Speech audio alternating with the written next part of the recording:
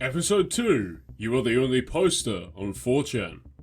4chan is a website with which I admittedly have little experience, but its reputation and founding principle of being a fully anonymized image board stands as fast as its 18-year-long history. The site truly is ubiquitous with the internet as a whole, being a driving force in modern internet culture, as well as being a hub of information and dozens of online communities. But ask yourself this. Do you know anybody who uses 4chan? For such a popular site, one would think a lot of people would use it. Now, granted, the stereotypical 4chan user is a neckbeard who spends their days in their mother's basement, and thus perhaps there is validity to them being outside of general society. However, being a site which gives the user full anonymity, one would think that people from all walks of life would be drawn to it, simply to revel in the collective human experience that is 4chan. Our fake theory today surrounds the concept that if you visit 4chan, all the posts you see are actually bots, endlessly regurgitating and reimagining digital information.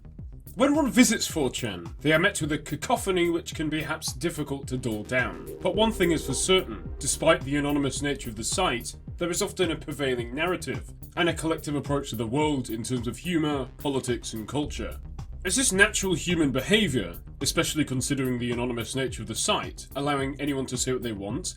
Of course there isn't hive mind consensus such as on sites such as Reddit, but more on that later. An interesting point of correlation with this fake theory is a very real one, the empty internet theory. According to studies, around 60% of internet traffic is inhuman.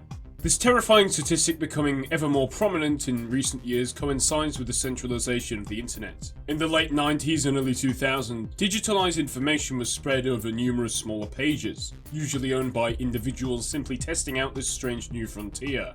Consensus would usually agree that back then there was tolerance of any view online, as ultimately one could just avoid whichever corner of the internet they didn't care about and stick to their own communities.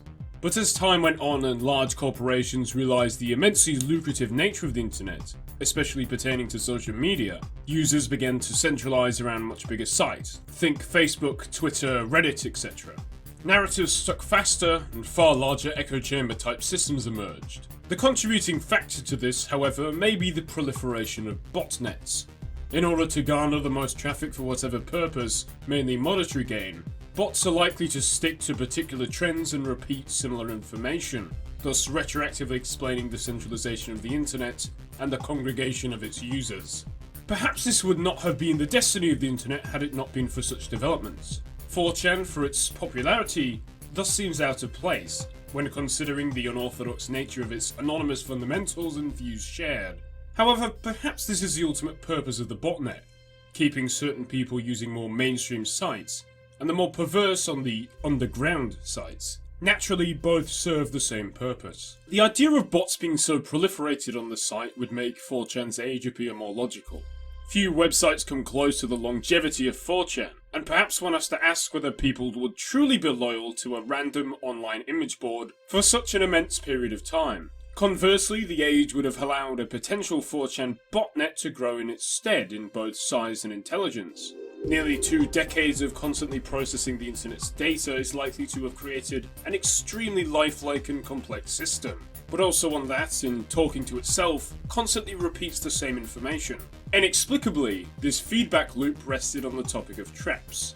So when you use 4chan, is it really you joining in a chorus of thousands of other real people, all basking in the rare feeling of internet anonymity? Or is it, like the rest of the internet, a tailored experience made to make you think that way? Is what we humans think of community real? Can it be replicated in a virtual space? Or is it, in reality, all a conspiracy? Thanks for watching the second episode of the Fake Conspiracy Theory series.